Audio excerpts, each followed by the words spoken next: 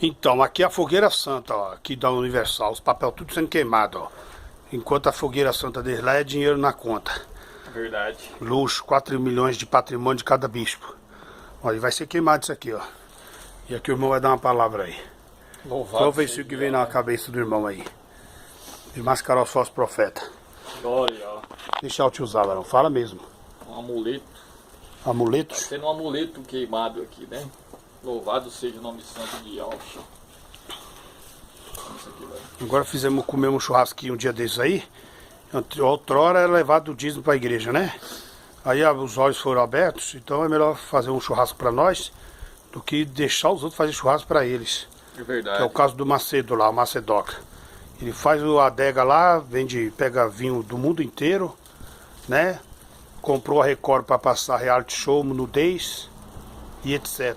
É verdade. Então abra os olhos, iurdianos, sai fora dali.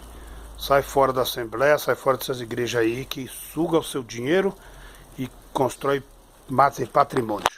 Diga aí, irmão. É uma idolatria, né?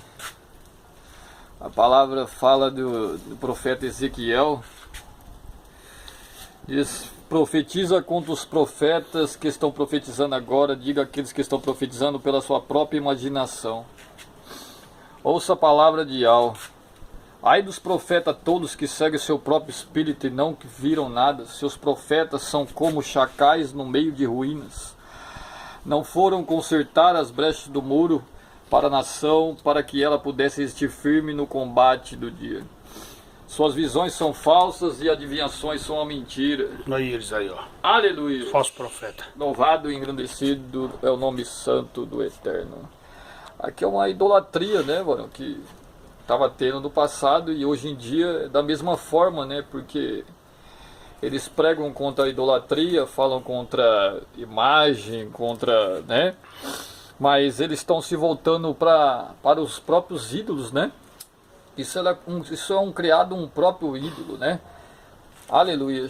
Não da palavra do Criador, né? Eles cometem adultérios, cometem tantas, né, coisas que vêm do próprio coração, né, e fazem aquilo que agradam a si mesmo, né, e não aos olhos do Criador, né, porque nada disso agrada, né, aleluia, nada disso agrada. O Criador não pede nada disso, né, aleluia.